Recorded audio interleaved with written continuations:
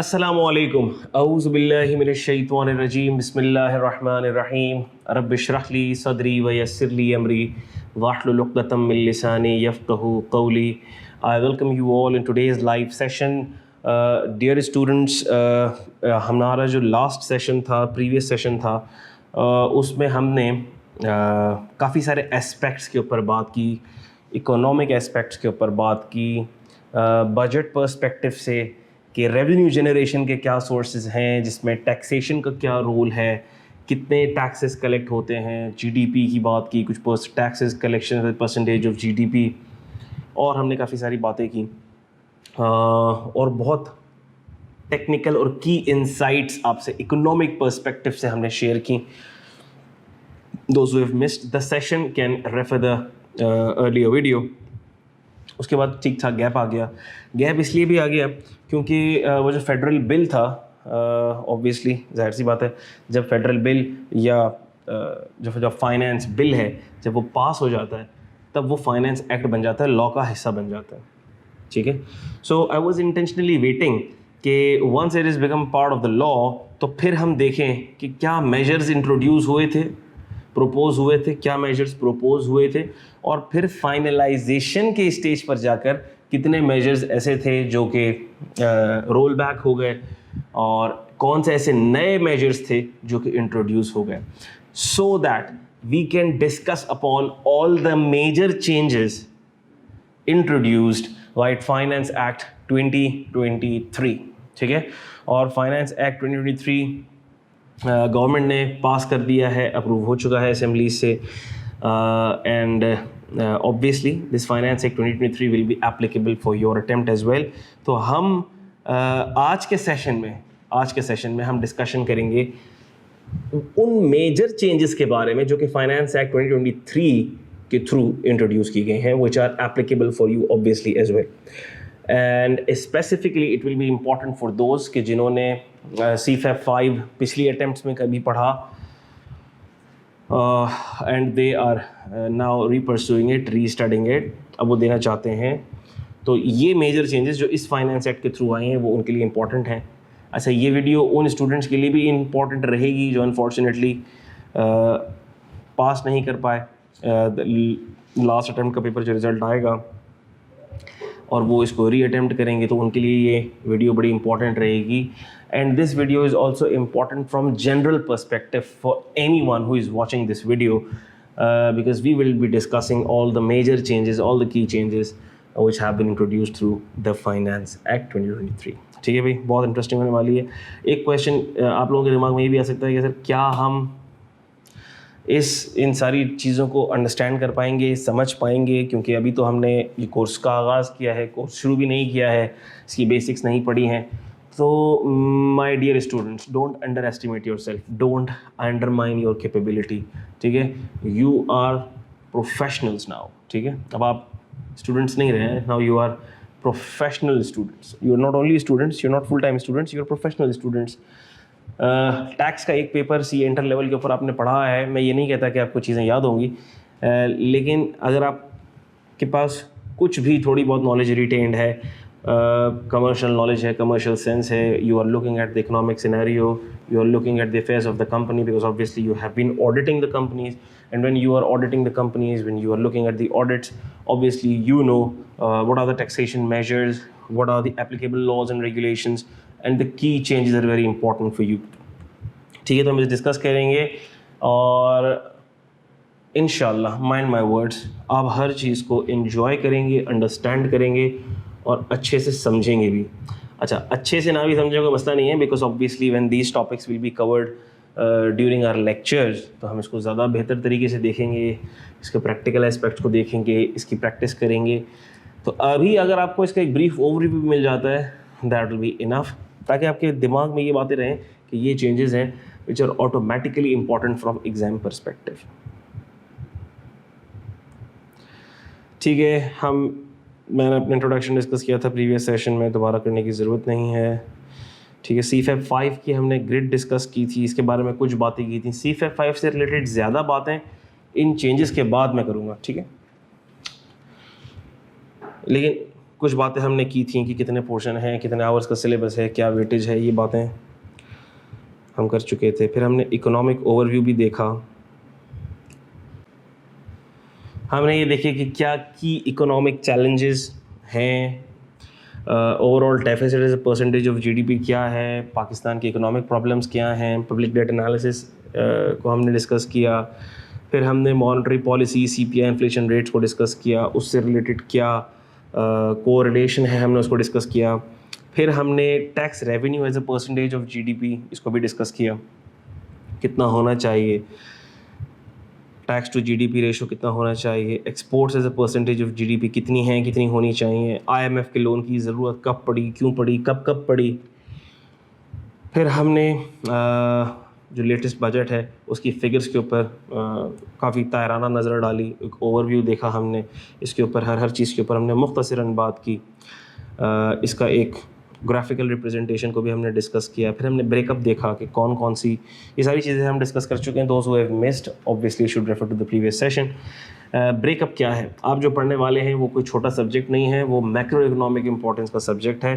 क्या ब्रेकडाउन है रेवेन्यू का, नंबर्स का, ये आपके सामने आया। कलेक्शन किन हेड से होती है, सेल्स टैक्स में, इनकम टैक्स में, ये हमने डिस्कस किया। विद होल्डिंग टैक्स का प्रोपोर्शन कितना होता है, एडवांस टैक्स का कितना होता है, और विद असेसमेंट और रिटर्न्स कितनी कलेक्शन होती है, ये भी हमने डिस्कशन की थी लास्ट अटेम्प्ट में, लास्ट सेशन में। और माजरत, अच्छा, तो अब हम देखने जा रहे हैं, डिस्कस करने जा रहे हैं, we are going to look at the major changes which have been brought by finance act 2023। ठीक है, so this discussion is equally good for everyone, for students of ICAP, for students of ICMAP, for business professionals, for my clients who might be looking at this video.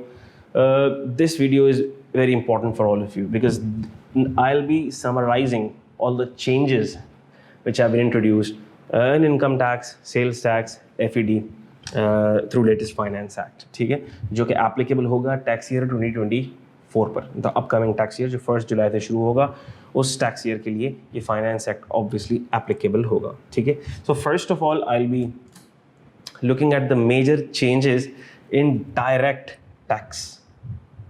ठीक है, direct tax में क्या changes हैं, direct tax की changes पे हम थोड़ी सी ज़रा पहले डिस्कशन करेंगे। डायरेक्ट टैक्स किसे कहते हैं, चलो इस पर भी बात कर लेते हैं। व्हेन आई से डायरेक्ट टैक्स, इसका मतलब ये है कि हम बात करने लगे हैं इनकम टैक्स की। और if you allow me to change the font,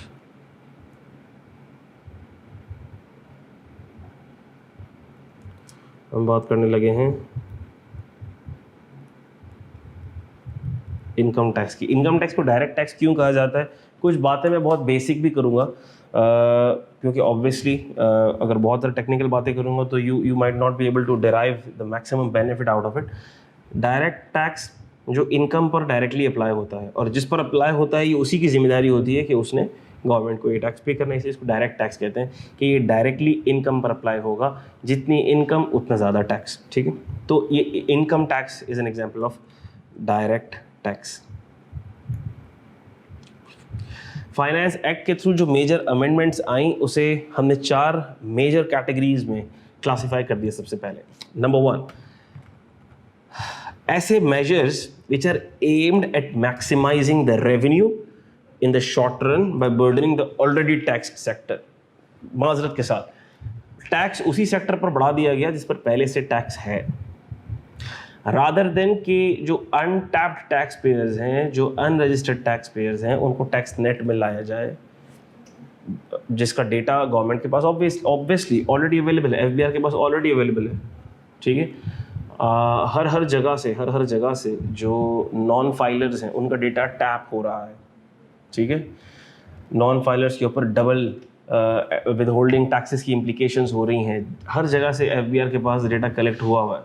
but rather than capturing and bringing them into the tax date, जितने भी मेजर्स हम देखेंगे ज़्यादातर are aimed at taxing the already burdened tax sectors. ठीक है, tax relief measures के अंदर काफ़ी सारे रिलीफ मेजर्स थे जो फाइनेंस बिल में प्रपोज किए थे, लेकिन अनफॉर्चुनेटली फाइनेंस एक्ट जब अप्रूव हुआ तो वो ज़्यादातर तकरीबन सारे रिलीफ मेजर्स को हटा दिया गया।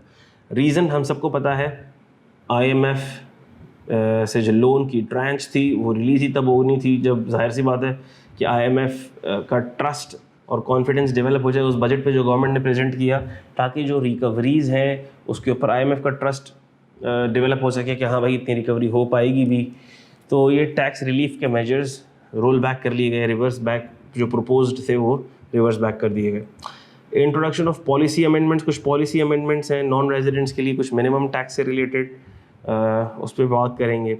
रिलैक्सिंग कुछ एडमिनिस्ट्रेटिव प्रोसीजरल रिक्वायरमेंट्स वगैरह रिलैक्स हुई हैं, उस पर बात करेंगे। अच्छा, सबसे पहले आ जाएं की रेवेन्यू मेजर्स पर।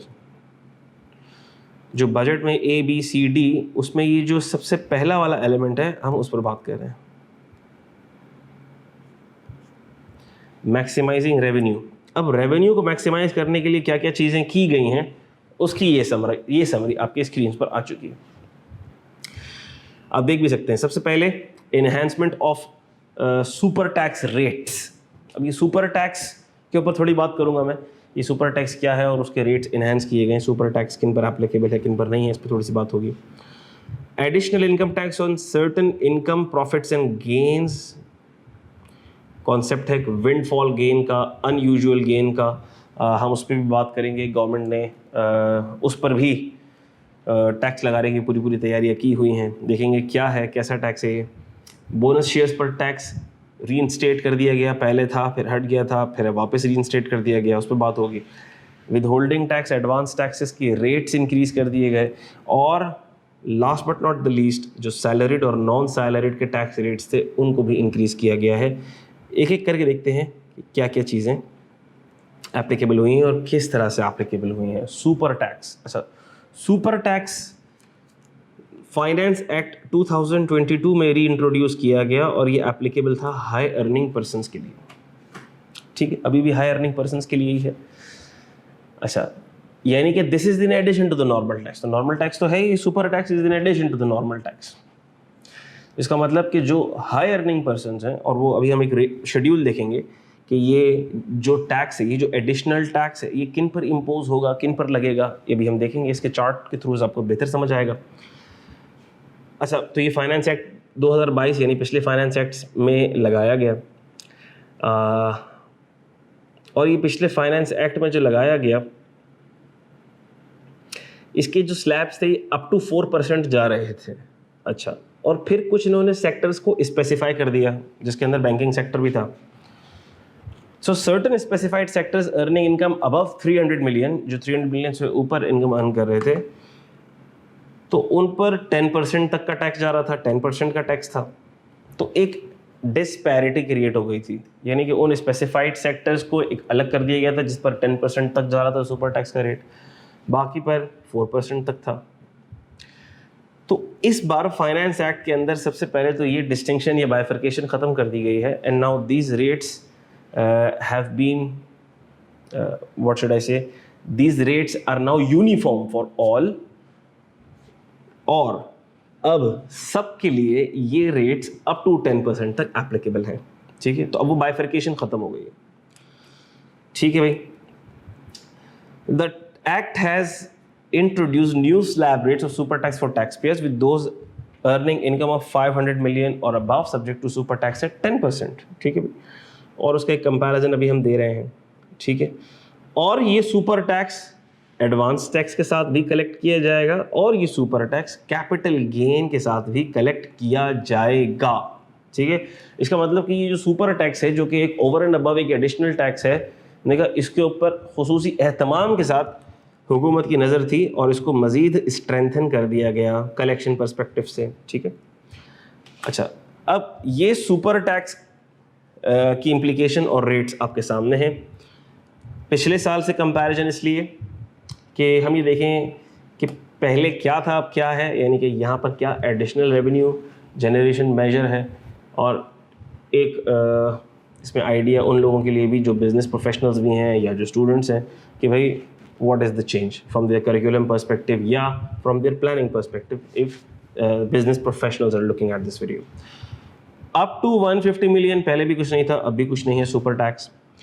150 मिलियन से एक्सीड किया अप टू 200 मिलियन, 1% पहले भी था, अभी 1% है. ठीक है. अच्छा, ये बात मैं बताता चलूँ कि अब जो सुपर टैक्स के रेट्स हैं वो सब पर यूनिफॉर्म कर दिए गए. ठीक है. पहले पिछले साल तक 300 से जितना भी एक्सीड कर जाए 4% से ज़्यादा नहीं जाता था, other than the specified sectors. लेकिन अब सब के लिए प्रोग्रेसिव स्लैब्स इंट्रोड्यूस कर दिए गए हैं and now the rates go up to 10%. ठीक है. तो पहले अगर किसी पर 10% एप्लीकेबल नहीं भी था तो वो अब है, और पहले सब पर 4 था 300 मिलियन से exceeding, but now there are progressive slab rates and you can see what the slab rates are. ठीक है भाई, सुपर टैक्स की बात हो गई. अच्छा, फिर एक सेक्शन के थ्रू पहले तो प्रपोज किया गया, फाइनेंस बिल में प्रपोज किया गया, क्या प्रपोज किया गया कि भाई हम एक एडिशनल टैक्स लगाएंगे. अच्छा भाई, आप लगाएं एडिशनल टैक्स, लगाते ही आए हैं आप एडिशनल टैक्स और खून चूसते ही आए हैं. ठीक है भाई. तो ये कौन से नया टैक्स है? हमने कहा ये जो नया टैक्स है ये उन पर लगेगा जिनकी कोई अनएक्सपेक्टेड इनकम या प्रॉफिट जनरेट हुए हैं. अच्छा भाई, अनएक्सपेक्टेड इनकम या प्रॉफिट जनरेट हुए हैं, और किन फैक्टर्स की वजह से?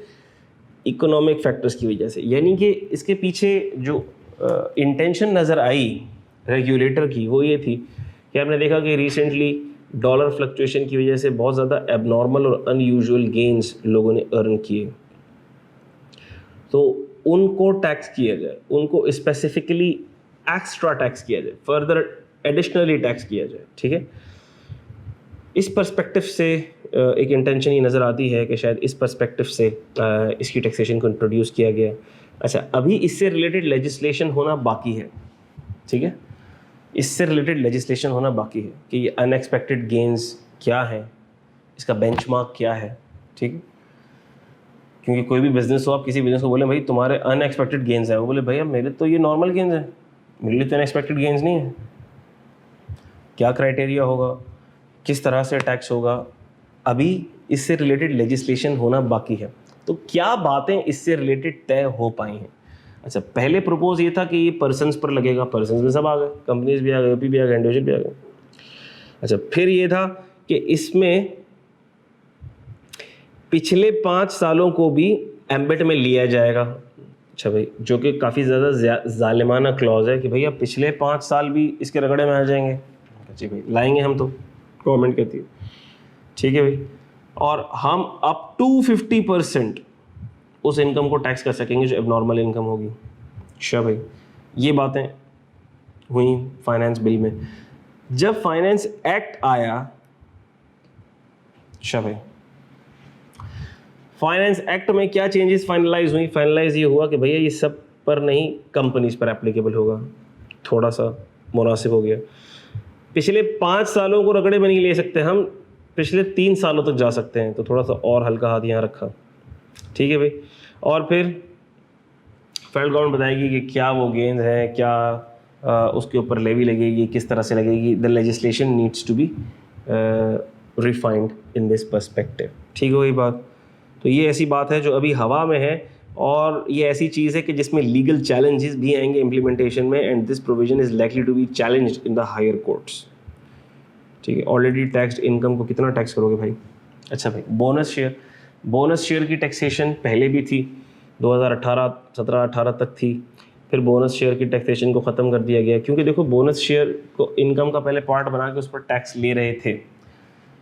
अच्छा, देखा जाए तो bonus share in real terms वैसे देखा जाए तो इनकम तो नहीं है. Bonus share is just notional distribution. Notional distribution है ना भाई. जिसके पास लाख शेयर्स हैं, तुमने 10% का बोनस या स्टॉक डिविडेंड अनाउंस कर दिया, और जिसके पास लाख थे अब उसके पास 1,10,000 शेयर्स हो गए, यानी हर शेयर होल्डर के पास 10% शेयर्स बढ़ गए. यानी देखा जाए तो इन एक्चुअल शेयर होल्डर की जो परसेंटेज ऑफ ओनरशिप है इट रिमेन्स द सेम. उसके पास कोई रियल एसेट्स तो आपने डिस्ट्रीब्यूट नहीं किया, उसके पास कोई रियल एसेट्स तो नहीं आ रहे, उसके पास तो उसके शेयर ज़रा नोशनल. इसको मैं समझाने के लिए कहता हूँ कि भाई मिसाल के तौर पर एक बंदा 4 कमरे के घर में रह रहा है, वो कल कहता है मैं तो 8 कमरे के घर में शिफ्ट हो गया. अच्छा भाई, कैसे हो गया अब एक दिन में शिफ्ट? बोले भाई हर कमरे के अंदर मैंने डबल पार्टीशन बना दिया, एक दीवार डाल दी बीच में, 4 थे 8 कमरे हुए। ये है बोनस शेयर का कॉन्सेप्ट। अच्छा, लेकिन बहर तौर जैसे कि बताया मैंने आपको कि short term revenue measures introduce करने ही थे गवर्नमेंट को, IMF की ट्रांच फंसी हुई थी। अच्छा भाई, तो ये मेजर भी री इंस्टेट या री इंट्रोड्यूस कर दिया गया, ठीक है, जिसके तहत every company will be required to collect final tax 10% from each shareholder, ठीक है। फिर से बोनस शेयर्स इनकम का पार्ट, और फिर से ये टैक्सेशन री इंस्टेट हो गई, री इंट्रोड्यूस हो गई, ठीक हो गई बात। अच्छा भाई, और इससे रिलेटेड फिर जो एडमिनिस्ट्रेटिव मैटर्स हैं, जो कैलकुलेशन पर्सपेक्टिव है, वो तो जब हम इसको डिटेल में डिस्कस करेंगे during the lectures we will look at it, but the main amendment is the bonus shares are now again part of income and the companies are required to collect, deduct tax on these bonus shares. अच्छा, सबसे easy tool for the government collection, मैंने आपको बताया भी था, एक slide में हमने डिस्कस भी किया कि देखो गवर्नमेंट के लिए सबसे सॉफ्ट टारगेट फॉर कलेक्शन क्या है?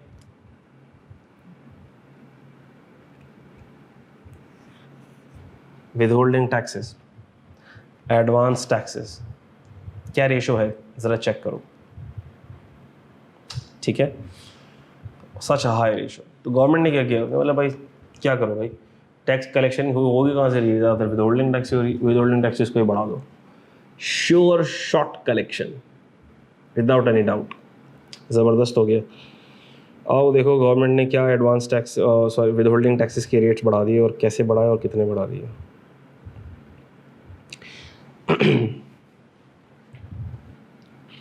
अच्छा भाई, sales of goods, execution of contracts वगैरह वगैरह, इसके ऊपर क्या रेट्स बने वो भी हम देखते हैं।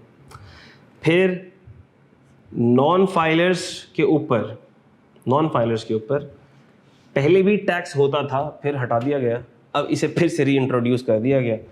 यानी कि नॉन फाइलर को टैप करके बजाय इसके कि उसको टैक्स पेयर बनाएं, हम सिर्फ और सिर्फ उस पर पीनल मेजर लगा के उसको आज़ाद और खुले हाथी की तरह छोड़ रहे हैं कि ठीक है भाई, तू एडवांस, तू कैश विड्रॉल पर टैक्स दे दे, तू डिविडेंड पर डबल टैक्स दे दे, तू POT पर डबल टैक्स दे दे, और तू आज़ाद घूमता रहे, खुला घूमता रहे, हम तुझसे मज़ीद कुछ ना पूछेंगे।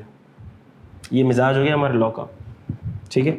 तो फिर से जो नॉन फाइलर्स हैं, जिनका नाम ATL में नहीं आ रहा है, अब वो अगर कैश विड्रॉ करते हैं बैंक से in a day, if it exceeds 50,000 in a day, तो हमने कहा फिर उन पर 0.6% का एडवांस टैक्स लगेगा, ठीक है भाई, जो कि एडजस्टेबल होगा। हम कहते हैं भाई ठीक है, फिर आप रिटर्न फाइल करो, एडजस्ट कराओ, तो कहते हैं भैया मैंने रिटर्न फाइल ही नहीं करना।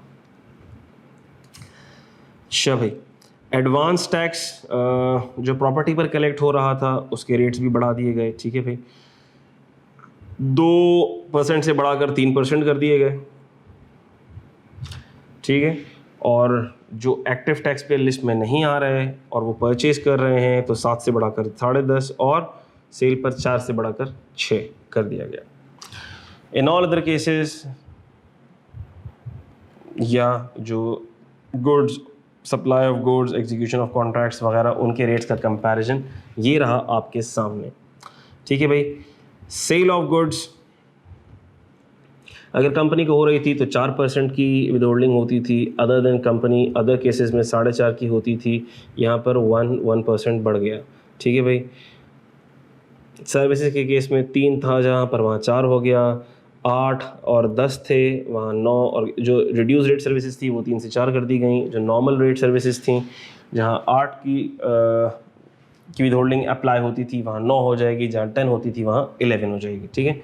अब ये विदहोल्डिंग ऑब्वियसली ये सी एंटर के अंदर जो स्टूडेंट्स देख रहे होंगे जो CA फाइनल के हैं, उन्होंने सी एंटर में नहीं पढ़ी थी, रेट्स की डिटेल नहीं पढ़ी थी, दे हैव द कॉन्सेप्ट। तो बस कॉन्सेप्ट ये है कि जो पुराने रेट से नए रेट्स इंक्रीज कर दिए गए, detail obviously will follow in the course. Execution of contract में आप देख सकते हैं 1%। कमर्शियल इम्पोर्टर जहाँ पर गुड्स क्लासिफाइड हैं पार्ट 3 ऑफ 12th शेड्यूल, वहाँ पर % बढ़ा दिया गया, और जो क्रेडिट और डेबिट कार्ड से जो पेमेंट्स होंगी वो 1 से 5% उस पर कर दिया गया। Next thing, tax on deemed income under section 7E। अच्छा भाई, ये क्या बात हुई है और इसमें क्या अमेंडमेंट आई है? चाहिए थोड़ा सा फिर मैं आपको बैकग्राउंड भी दे दूं कि पिछले साल ये सेक्शन इंट्रोड्यूस हुआ 7E, और जिसके पास एक्सेसिव इमूवेबल प्रॉपर्टीज़ हैं, एक से ज़्यादा इमूवेबल प्रॉपर्टीज़ हैं, उनके लिए ये सेक्शन कोई बहुत ज़्यादा अच्छा नहीं था। और फॉर एग्ज़ाम्पल अगर किसी के पास 5 इमूवेबल प्रॉपर्टी हैं तो एक लिस्ट दी गई और उसमें कहा यह गया कि भैया ये वाली इमूवेबल प्रॉपर्टी हटा के अब जो बची हैं लिस्ट दी गई एक्सक्लूजन्स की कि ये वाली इमूवेबल प्रॉपर्टी हटाओ,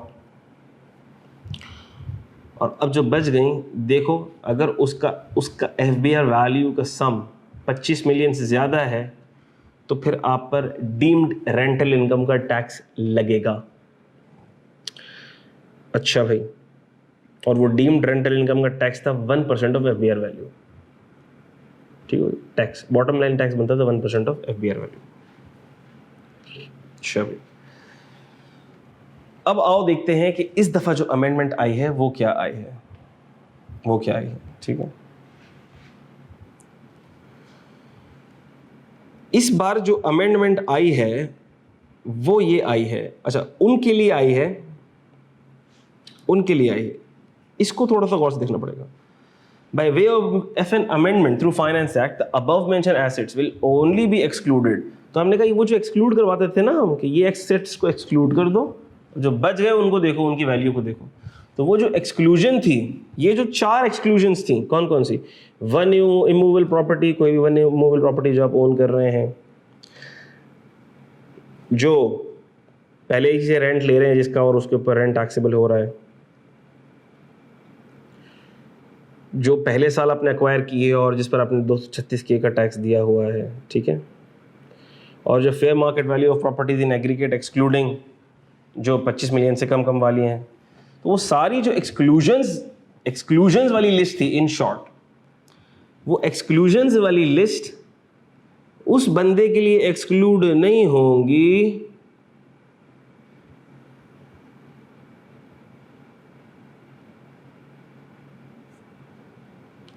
जिसका नाम एक्टिव टैक्स पेयर लिस्ट में नहीं आ रहा होगा। लिखा हुआ ये है कि सिर्फ उसके लिए एक्सक्लूड होंगी जिसका नाम एक्टिव टैक्स पेयर लिस्ट में आ रहा है। इसका मतलब उसके लिए एक्सक्लूड नहीं होंगी जिसका नाम एक्टिव टैक्स पेयर लिस्ट में नहीं आ रहा। इसका मतलब क्या हुआ? इसका मतलब ये हुआ कि ये एक्सक्लूड नहीं होंगी, इसका मतलब कि ये डीम्ड रेंटल इनकम के लिए इंक्लूड हो जाएंगी, और इनकी भी जो FBR वैल्यू आ रही होगी इसके ऊपर भी 1% का टैक्स देना होगा, अनफॉर्चुनेटली। ठीक हुई बात। और ये देखो एक और धमकी भी इंट्रोड्यूस कर दी गई कि if the tax liability under 7 is not discharge then registrar और person registering the transfer is required not to register the transfer of subject property. अगर तो 7E का टैक्स किसी ने नहीं दिया तो अब वो प्रॉपर्टी रजिस्ट्रार के पास कोई ट्रांसफर करवाने जाएगा तो रजिस्ट्रार उसकी प्रॉपर्टी को ट्रांसफर भी नहीं करेगा। कैपिटल गेन से रिलेटेड कोई खास अमेंडमेंट नहीं है, ठीक है। एक है पब्लिक ऑफरिंग से रिलेटेड जो कि obviously it's not very common या it's not for the masses, ठीक है। इसमें बहुत छोटी सी चीज़ ये थी, इसको अगर रीड करूँ मैं, through finance act capital gain arising on disposal of shares of a listed company which is made otherwise than through stock exchange. ऐसे शेयर्स जो स्टॉक एक्सचेंज के अलावा डिस्पोज हो रहे हैं, जो कि NCCPL के थ्रू सेटल नहीं हो रहे, वो सेक्शन 37 में टैक्स हो रहे थे। The said amendment had resulted in unwarranted tax implication on public offerings. तो जिसकी वजह से पब्लिक ऑफरिंग्स के ऊपर जो इनिशियल पब्लिक ऑफरिंग्स हैं जो other than stock exchange settle हो रही हैं, उन पर कुछ टैक्स इम्प्लीकेशन एडिशनल थी, ठीक है। Through an amendment by finance act disposal of shares through initial public offering during listing process will remain subject to. तो अब लॉ क्या कहता है कि वो जो IPO की जो ड्यूरेशन में भी जो डिस्पोजल हो रहा है वो भी 37A के ही एम्बेट में फॉल करेगा। तो मतलब ये कि इसको चीज़ को थोड़ा सा स्ट्रीमलाइन कर दिया गया। अच्छा, एक मसला ये आ गया था लास्ट फाइनेंस एक्ट के अंदर, और ये रिक्वायरमेंट बहुत पहले से मौजूद थी लॉ के अंदर, लेकिन लास्ट फाइनेंस एक्ट में इसको हटा दिया गया, रिमूव कर दिया गया, जिसकी वजह से काफ़ी ज़्यादा एम्बिग्विटी क्रिएट हो गई थी। क्या? वो सिक्योरिटीज़ जो 1 जुलाई 2013 से पहले अक्वायर की गई थी उसके ऊपर कोई टैक्स नहीं था, 0% टैक्स, कोई टैक्स नहीं था। लेकिन ये चीज़ पिछले फाइनेंस एक्ट के अंदर हटा दी गई, जिससे बहुत परेशान हो गए लोग। और सारी सी बात है, ये इंप्रेशन जाता है कि अगर ये हटा दिया गया तो अब अगर कोई ऐसी सिक्योरिटी डिस्पोज हुई जो भले 1 जुलाई 2013 से पहले अक्वायर की गई हो, उसके ऊपर वही टैक्स लगेगा 12.5% का। ठीक है, तो अब ये खास तौर पर लॉ का पार्ट बना दिया गया कि ऐसी सिक्योरिटीज के ऊपर कोई टैक्स नहीं लगेगा। ठीक है, कौन सी सिक्योरिटीज, कौन से शेयर्स, कौन सी सिक्योरिटीज जो 1 जुलाई 2013 से पहले अक्वायर की गई हो और सेल की जा रही हो, उस पर कोई टैक्स इम्प्लीकेशन नहीं आएगी, कोई कैपिटल गेन टैक्स नहीं आएगा। ठीक है भाई।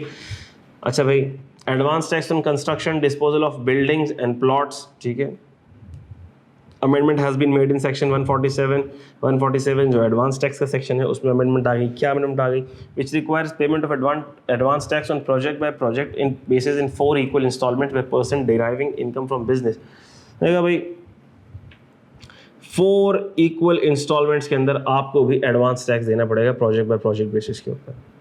ठीक हो भाई, ठीक हो गई बात। तो एडवांस टैक्स बिल्डर्स के लिए भी उसी तरह से एप्लीकेबल कर दिया गया through the necessary modification and amendment. क्योंकि बड़ा ये स्पेसिफाइड सेक्टर स्पेसिफिक है, इसे हम ड्यूरिंग द लेक्चर्स भी देखेंगे। लेकिन द पॉइंट इज़, बात ये है कि अब एडवांस टैक्स की इम्प्लीकेशन बिल्डर्स के लिए भी प्रोजेक्ट बाय प्रोजेक्ट बेसिस पर इन 4 इक्वल इंस्टॉलमेंट्स उनको ये इनकर करना पड़ेगा, पे करना पड़ेगा।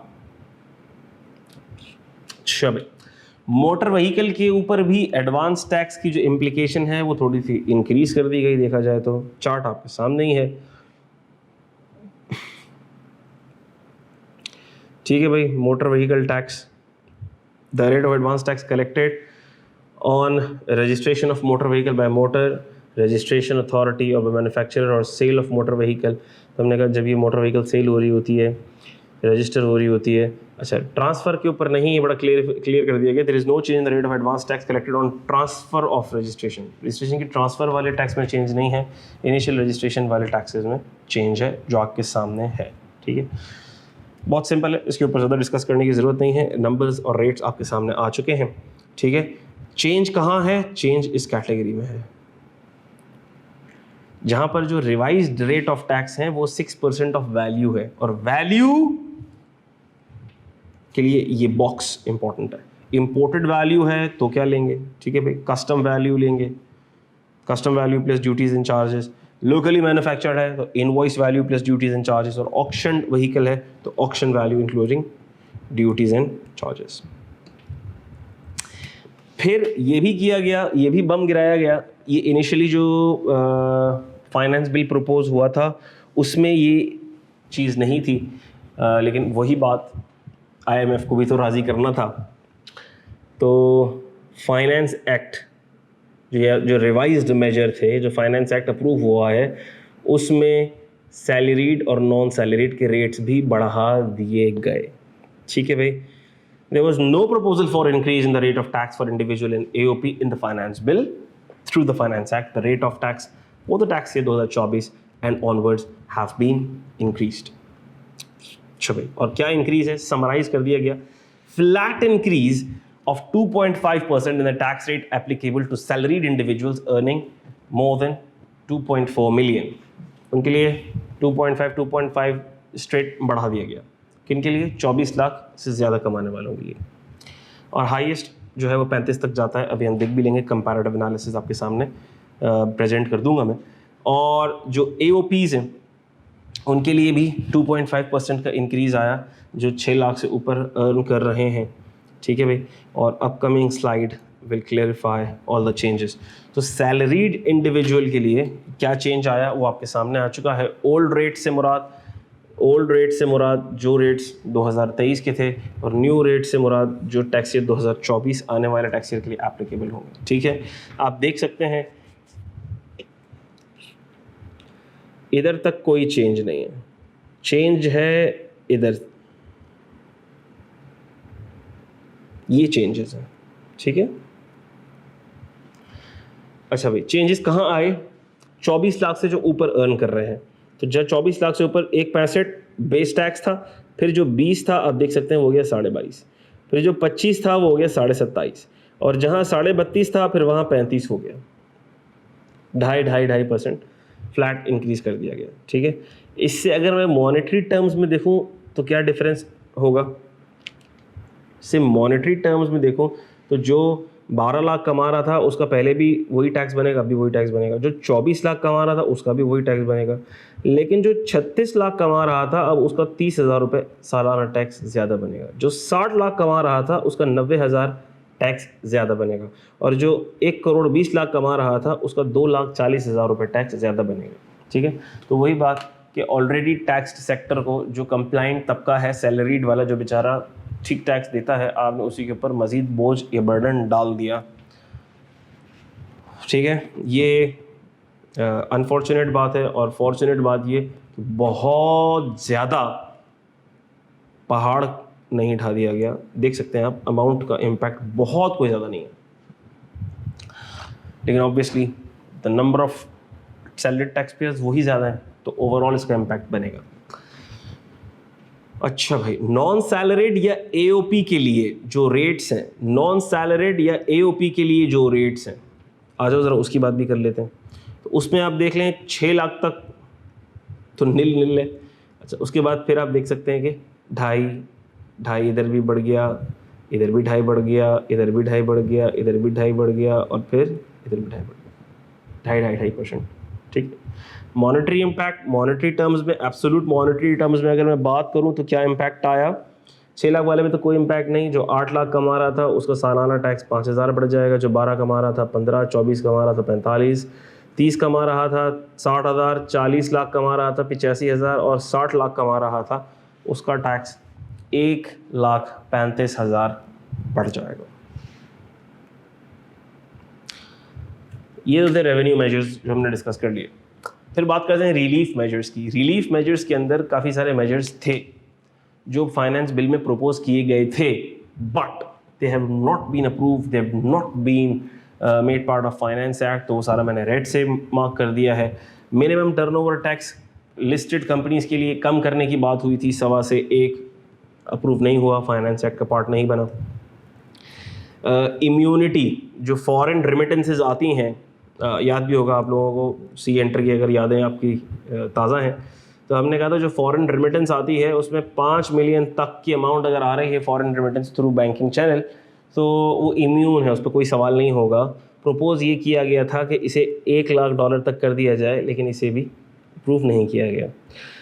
एसएमई आईटी सेक्टर से रिलेटेड कुछ रिलीफ्स थे, जिसके अंदर एसएमई का टर्नओवर 250 से 800 इन्हेंस किया गया था कि भैया 800 मिलियन तक भी अगर टर्नओवर है तो वो एसएमई में फॉल करेगी एंटिटी, और उसको वो बेनिफिट्स एसएमई वाले मिल जाएंगे 14th शेड्यूल वाले।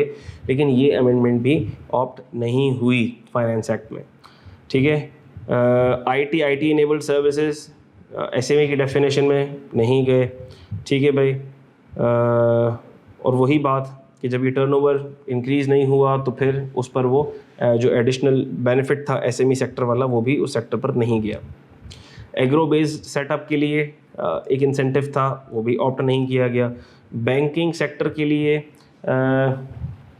एडवांसेस अगर वो देते हैं और एडवांसेस के ऊपर उन एसएमईज़ को जो एडवांसेस दिए जाएंगे उसके ऊपर रिड्यूस्ड रेट ऑफ टैक्सेशन था, प्रपोज किया गया था, वो भी ऑप्ट नहीं किया गया। रेजिडेंशियल हाउसिंग स्कीम से रिलेटेड रिलीफ था, वो भी नहीं दिया गया आम आवाम को। बिल्डर से रिलेटेड भी एक रिलीफ था, वो भी फाइनेंस एक्ट का पार्ट नहीं बनाया गया। Foreign investment promotion protection act 2022 बहुत ज़्यादा हमारे टैक्स के कोर्स से, ये ज़ाहिर सी बात है लॉ रिलेट नहीं करता, इसके ऊपर ज़्यादा डिस्कशन हमारे पार्ट नहीं होती, लेकिन जो बलूचिस्तान में रिकोडिक का प्रोजेक्ट है, जो फॉरेन इन्वेस्टर्स जो फॉरेन इन्वेस्टमेंट करते हैं उनकी प्रोटेक्शन के लिए टैक्स इंसेंटिव्स दिए गए हैं for the period of maximum 30 years। ठीक है, और वो इंट्रोड्यूस किए गए हैं बहरतौर। एक्सपोर्टर्स के लिए रिलीफ, अच्छा भाई, एक्सपोर्टर्स के लिए क्या रिलीफ दिया गया? Local supplies by indirect exporters to exporters, जो भी लोकल सप्लाई करें, चाहे वो कमोडिटी की करें, रॉ मटेरियल की करें, जो इनडायरेक्ट एक्सपोर्टर्स, उन एक्सपोर्टर्स को जो एक्सपोर्ट फैसिलिटेशन स्कीम में रजिस्टर्ड हैं, फर्म कॉन्ट्रैक्ट हो, इनडायरेक्ट एक्सपोर्ट, ये हम सारी बातें देखेंगे जब हम FTR पढ़ेंगे कि what are indirect export, what are indirect export, what are direct exports, what are indirect exports, inland back to back LC क्या होती है, फर्म एक्सपोर्ट ऑर्डर क्या होता है, ठीक है। इसके बारे में डिटेल बातें करेंगे जिनको कॉन्सेप्ट है उनसे उनके लिए कि वो भी अब 1% full and final with holding tax में आ जाएंगे इन अमेंडमेंट्स की बरकत से, ठीक है। जो इनडायरेक्ट एक्सपोर्टर्स हैं, जो उनको सप्लाई कर रहे हैं, जो EFS में रजिस्टर्ड है, EFS एक्सपोर्ट फैसिलिटेशन स्कीम में रजिस्टर्ड है, अब वो भी 1% फाइनल विद होल्डिंग टैक्स में फॉल कर जाएंगे। Export of IT enabled services, IT sector को बेनिफिट्स पहले भी अवेलेबल थे, रिड्यूस्ड रेट था, एग्जेम्पशंस थी, तो वो एग्जेम्पशन जो थी वो अभी भी एप्लीकेबल है अपनी जगह पर, और उसके बाद भी जो रिड्यूस्ड रेट था वो भी अपनी जगह पर एप्लीकेबल है।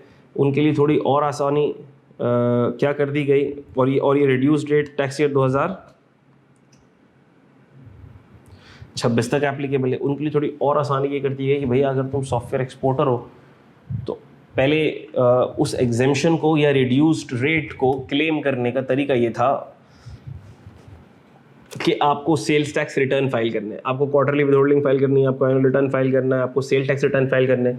तो भैया जब आप हो ही एक्सपोर्टर और आपकी जो सर्विसेज है उसके ऊपर सेल्स टैक्स बनता ही नहीं है, ज़ीरो रेटेड बनता ही नहीं है, तो फिर आप सेल्स टैक्स में रजिस्टर क्यों हो, आप रिटर्न क्यों फाइल करो। लेकिन एक बस फजूल की एडमिनिस्ट्रेटिव हैसल की रिक्वायरमेंट डाल दी गई थी लॉ के अंदर, जिसे रिमूव कर दिया गया, ठीक होगी बात। बाकी सारे बेनिफिट्स वैसे ही अवेलेबल है।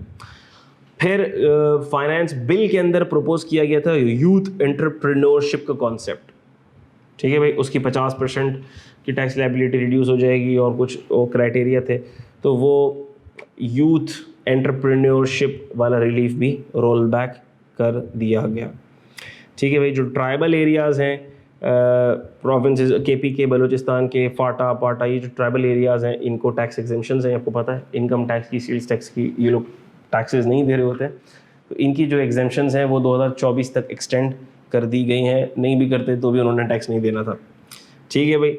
एडवांस टैक्स ऑन परचेज, और ये एक मेजर प्रपोज किया गया था कि जो परचेज और ट्रांसफ़र ऑफ प्रॉपर्टी पर टैक्स लगता है जो नॉन रेजिडेंट है उन पर, वो हटा दिया जाए अगर वो एक्वायर कर रहे हैं through foreign currency valuation account या नॉन रेजिडेंट वैल्यूएशन रुपी अकाउंट, ठीक है भाई। तो उसके थ्रू अगर ये प्रॉपर्टी एक्वायर कर रहे हैं तो उन पर एडवांस टैक्स को हटा दिया जाए। हमने कहा ये वाला मेजर भी फाइनेंस एक्ट में ऑप्ट नहीं किया गया। पॉलिसी मेजर्स की अगर बात करें तो ऑब्वियसली पॉलिसीज़ भी are inclined to attract more taxes, जैसे कि परमानेंट इस्टेब्लिशमेंट की डेफिनेशन, जिनको नहीं पता इसका कॉन्सेप्ट, परमानेंट इस्टेब्लिशमेंट, जब हम सेक्शन 152 नॉन रेजिडेंट्स की टैक्सेशन देखेंगे तो हमें देखेंगे कि वो पर्सन जो रेजिडेंट नहीं है, जो नॉन रेजिडेंट है, for example a foreign company, क्या वो लोकल पाकिस्तान में काम कर सकते हैं? यस। तो अगर उन्होंने अपने ब्रांच ऑफिस के थ्रू यहाँ पर काम शुरू कर दिया, मिसाल ले रहा हूँ मैं, जैसे कि अगर ग्री कंपनी बाहर की कंपनी है, जापान की कंपनी है ग्री कंपनी, उसे यहाँ पे काम करने, गिरी ने अपना एक लोकल ऑफिस खोल लिया, ब्रांच ऑफिस, तो क्या ग्री की कंपनी रेजिडेंट हो गई? हमने कहा ये परमानेंट, इसने जो ये ब्रांच ऑफिस खोला है this is the permanent establishment, this is a permanent establishment है, ये नॉन रेजिडेंट पर्सन PE है, लेकिन ये जो लोकल ब्रांच ऑफिस है, जो फिक्स प्लेस ऑफ बिजनेस है, ये परमानेंट इस्टेब्लिशमेंट है इस नॉन रेजिडेंट पर्सन का। तो अब किया क्या जा रहा है कि उस वर्ड फिक्स को हटा दिया गया है, जिसके थ्रू कोशिश की जा रही है, ये कोशिश की गई है कि जो वर्चुअल प्लेस ऑफ बिजनेस है, क्योंकि देखो अब अगर आप देखो तो अब तो बिजनेस करने के लिए आपको you don't even need a place of business, there are many businesses in which cases there is even no need to establish a fixed place of business। तो ऑनलाइन काम हो रहा है, कंसल्टेंसी भी ऑनलाइन दी जा रही है, मशीनों का मुआयना भी ऑनलाइन हो रहा है और उसके डायग्नोसिस भी ऑनलाइन हो रहे हैं, ठीक है भाई। सो अब तो कोई ज़रूरत नहीं है बहुत सी केसेस में। लेकिन बहरतौर वो जो नॉन रेजिडेंट ऑनलाइन या वर्चुअल मोड के थ्रू जो अपनी सर्विसेज दे रहा है, वो अर्न तो इसी मट्टी से कर रहा है, इसी पाकिस्तान से कर रहा है। हमने कहा उसको टैप किया जाएगा, उसकी इनकम को टैप किया जाएगा, उसको भी परमानेंट एस्टेब्लिशमेंट के अंदर लाया जाएगा, जिसकी ऐसे ये फिक्स का वर्ड हटा दिया गया है। लेकिन इन इफेक्ट इसका बहुत ज़्यादा कोई ख़ास फ़ायदा नहीं होने वाला, क्योंकि ऐसी जो सर्विसेज हैं, जो ऑनलाइन सर्विसेज हैं, वो टैक्स ट्रीटीज़ के तहत गवर्न करती हैं। जो बायलैटरल ट्रीटीज़ होती हैं, टैक्स ट्रीटीज़, उनके थ्रू गवर्न करती हैं, और वो टैक्स ट्रीटीज़ के जो प्रोविजंस होते हैं वो ओवरराइड करते हैं लोकल टैक्स लॉज पर। तो इससे कोई बहुत ज़्यादा ख़ास इफेक्ट पड़ने वाला नहीं है। एसोसिएट्स की डेफिनेशन में भी इसको कुछ एक्सटेंड किया गया है, यानी उन पर्सन्स को भी कवर कर दिया गया है। मिसाल के तौर पर एक पर्सन दूसरे पर्सन को इन्फ्लुएंस कर सकता है, इसलिए क्योंकि वो उस पर इकोनॉमिकली या फाइनेंशियली डिपेंडेंट है, तो ये दो भी एसोसिएट्स बन जाएंगे। ठीक है, अब इनके दरमियान भी जो ट्रांजैक्शंस होंगी उसमें भी ट्रांसफर प्राइसिंग और ये सारी इम्प्लीकेशंस टैक्स वाला नोट करेगा। ठीक है, मिनिमम टैक्स से रिलेटेड भी क्लैरिफिकेशन कर दी गई कि ये जो मिनिमम टैक्स जो कैरी फॉरवर्ड होगा, अब इसमें लोग ये भी कर रहे थे कि भाई मिनिमम टैक्स को एडवांस टैक्स से एडजस्ट कर दिया। मैंने कहा भाई जो मिनिमम टैक्स है ये कैरी फॉरवर्ड होगा only against the normal tax payable. ठीक है, इसको भी क्लैरिफाई कर दिया गया। अच्छा भाई, मिसलेनियस मेजर्स, ये बात हम पढ़ चुके। और एडीआर का कॉन्सेप्ट भी जो लॉ में इंट्रोड्यूस हुआ था, उसके अंदर भी कुछ एडमिनिस्ट्रेटिव अमेंडमेंट्स की गई हैं उसको स्ट्रीमलाइन करने के लिए और उस प्रोसेस को स्मूथ बनाने के लिए, so that it becomes effective. ADR का mechanism basically alternate dispute resolution. Appellate tribunal के अंदर केस चल रहा है, फड्डा हो रहा है टैक्स पेयर का और टैक्स अथॉरिटीज़ का फड्डा हो रहा है। तो हमने कहा भाई फिर एक एडीआर मैकेनिज्म बना दिया गया, जहाँ पर ये डिस्प्यूट रेजोल्यूशन मैकेनिज्म लॉन्च किया गया। वो इतना इफेक्टिव नहीं हो पा रहा था due to some procedural matters, due to some administrative hitches, जिसको रिड्यूस किया गया है फाइनेंस एक्ट के थ्रू। ठीक है बेटा, तो चेंज इन टैक्स रेट्स की बात हम कर चुके हैं। अच्छा भाई, so this brings end to the major changes in direct taxes या income tax कह लो, and now we are going to look at the major changes which have been introduced in indirect taxes. अच्छा, ये तो हमें पता ही है कि finance supplementary act 2023 के थ्रू सेल्स टैक्स का रेट तो 17 से 18% कर ही दिया गया था। ठीक है, अब सेल्स टैक्स की चेंजेस अगर देखी जाए तो क्या है। एक चेंज है transmission and distribution of electricity.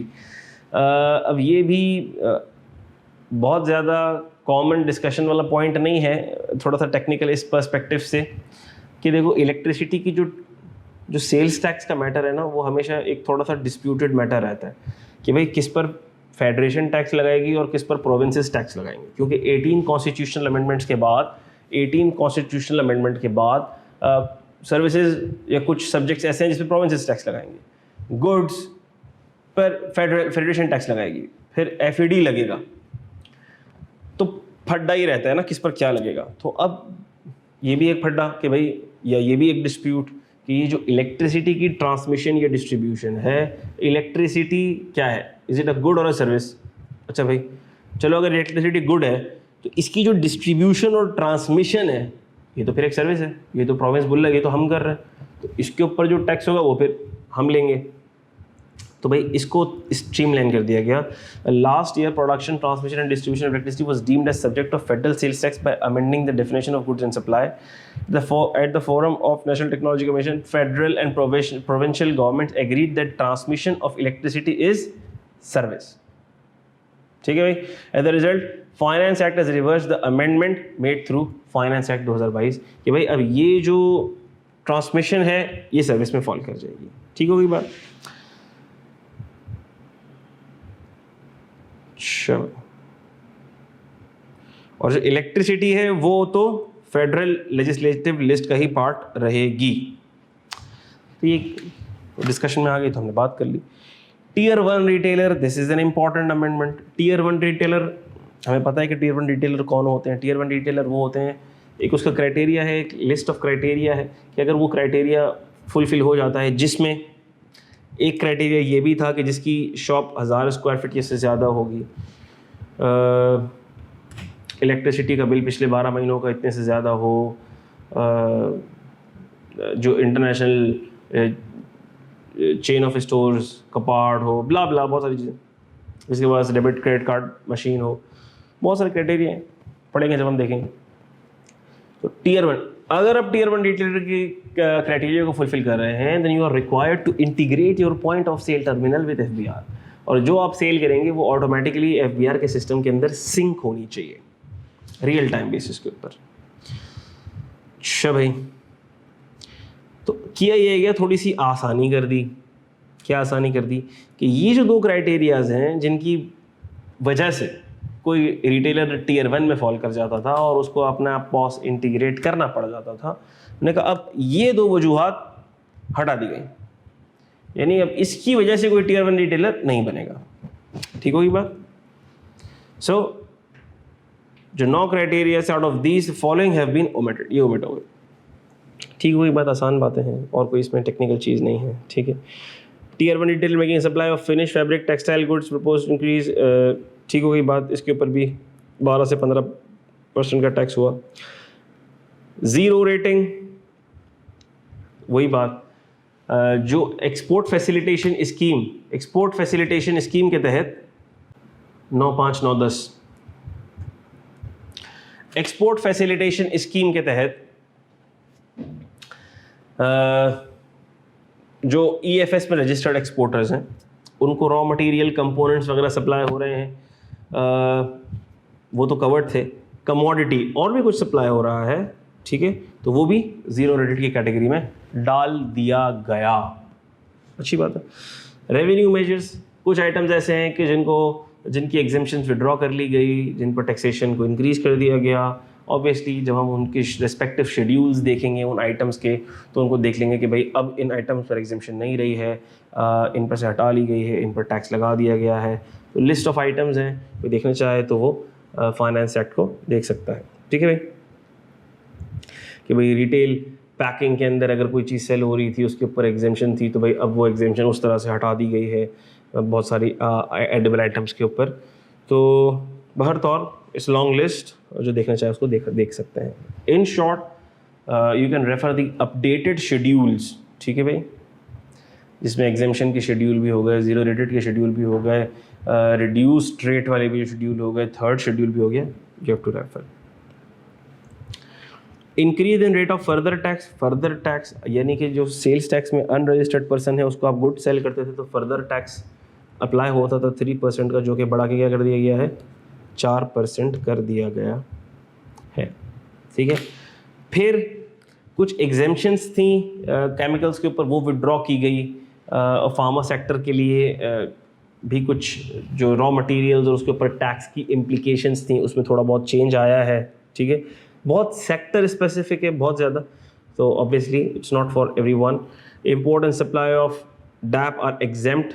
अच्छा, ये DAP diammonium phosphate, if I can recall it properly, तो वो exempt, FA has withdrawn, finance act has withdrawn the exemption. ठीक है, और इसको फिर रिड्यूस रेट 5% में डाल दिया गया और कोई इसके अगेंस्ट इनपुट एडजस्ट नहीं हो सकता। ठीक है भाई। इसी तरह थ्रू फाइनेंस बिल, जो फाइनेंस बिल और फिर फाइनेंस एक्ट के थ्रू इसको फर्दर इंडोर्स कर दिया गया, while specifying the reduced rate of sales tax at 1% on drug registered with Drug Act and medicaments classified under Chapter 30। तो ये फार्मा सेक्टर के लोग जानते हैं कि कौन सी मेडिकमेंट्स हैं जो Chapter 30 में क्लासीफाई होती हैं, या जो रिड्यूस्ड रेट जो drugs registered under drugs act आते हैं वो कौन कौन सी ड्रग्स हैं। तो उनके लिए it was proposed that input tax on such supplies would not be available in case of importer and manufacturer only. Now through finance act has been provided that input tax adjustment would not be available to any person in supply chain. अब in drugs और इन मेडिकमेंट्स पर पूरी supply chain के अंदर input tax claim नहीं हो पाएगा। फाटा और पाटा जो ट्राइबल एरियाज़ हैं उनके ऊपर जो एग्जेम्पशंस हैं वो इन्हांस कर दी गई 1 साल के लिए। ये हमने देखा था, इनकम टैक्स वाली भी कर दी गई थी। ठीक हो गई बात। और जो FED है, FED से रिलेटेड भी जो आइटम्स हैं, कुछ ऐसे आइटम्स हैं जिन पर FED लगा दिया गया, कुछ पर इन्हांस कर दिया गया, तो इसके लिए भी FED के जो रिस्पेक्टिव शेड्यूल्स हैं उसको हम देखेंगे। और जो डेफिनेशन है उसमें भी थोड़ी सी स्ट्रीमलाइनिंग की गई है। वो भी डेफिनेशन की स्ट्रीमलाइनिंग भी बेहतर उसी वक्त समझ आ पाएगी जब हम इस FED के स्कोप को और उनके शेड्यूल के स्कोप को अंडरस्टैंड करेंगे और समझेंगे। यानी कि बहुत ज़्यादा कोई मेजर ख़ास अमेंडमेंट्स नहीं है if we talk about FED and sales tax के अंदर कोई बहुत सारी अमेंडमेंट्स नहीं है। फर्दर टैक्स इंक्रीज़ कर दिया गया है। टियर 1 रिटेलर के क्राइटेरिया में थोड़ा बहुत चेंज आया है। और कोई ख़ास चेंज ऐसी नहीं है जो आपको बहुत ज़्यादा इंटाइस करे। ठीक है भाई, तो ये थी हमारी discussion direct taxes, indirect taxes और FED से रिलेटेड। इनडायरेक्ट टैक्सेस में सेल्स टैक्स और FED से रिलेटेड। उम्मीद करता हूँ कि मैं आप लोगों को ये समझाने में, इसका ओवरव्यू देने में किसी हद तक कामयाब हो पाया हूँ। इंशाअल्लाह ताला इस सारी चीज़ों को इनको डिटेल में डिस्कस करेंगे when we will be going through during our lectures, जब हम स्पेसिफिक टॉपिक को ड्यूरिंग लेक्चर्स डिस्कस कर रहे होंगे। Idea of the discussion of these changes is that, ताकि आपके जहन में रहे कि ये चेंजेस हैं, इंपॉर्टेंट हैं एग्जामिनेशन पर्सपेक्टिव के लिए। अब इसमें जो भी चीज़ है समझना, एप्लीकेशन, कैलकुलेशन, ये सारी की सारी चीज़ें पार्ट ऑफ सिलेबस हैं। इसको हमने देखना भी है, अच्छे से पढ़ना भी है, एग्ज़ाम के लिए अपने आप को प्रिपेयर भी करना है। And those who are looking it from business perspective, so you are now in a better position to assess and analyze that how the changes made via Finance Act 2023 will be effective or applicable on your respective businesses. ठीक है भाई। So thank you so very much to every one of you. इंशाल्लाह next video में हम जो CA final advance taxation का जो subject है, हम उसका बाकायदा आगाज़ कर देंगे, स्टार्ट कर देंगे, बेसिक कॉन्सेप्ट से स्टार्ट करेंगे। हम ये भी देखेंगे, थोड़ा सा ज़रा कोर्स ओवरव्यू को दोबारा से देखेंगे, course overview, past paper patterns को देखेंगे, एग्जामिनर किन चीज़ों में ज़्यादा इंटरेस्टेड होता है, एग्जामिनर ओपन बुक होने के बाद किन एरियाज़ को ज़्यादा फोकस करता है, ये भी देखेंगे। और फिर हम अपनी डिस्कशन जो CFA 5 स्पेसिफिक डिस्कशन होगी राइट फ्रॉम द बिगिनिंग, वो हम इंशाल्लाह स्टार्ट कर देंगे नेक्स्ट सेशन से। Thank you so very much. May Allah Almighty bless you all. Take care a lot. मुझे और अपने सारे ट्यूटर्स को दुआओं में याद रखिएगा, अपना बहुत ज़्यादा ख्याल रखिएगा। इंशाल्लाह आप लोगों से मुलाकात होती है। Thank you so very much. अल्लाह हाफिज़।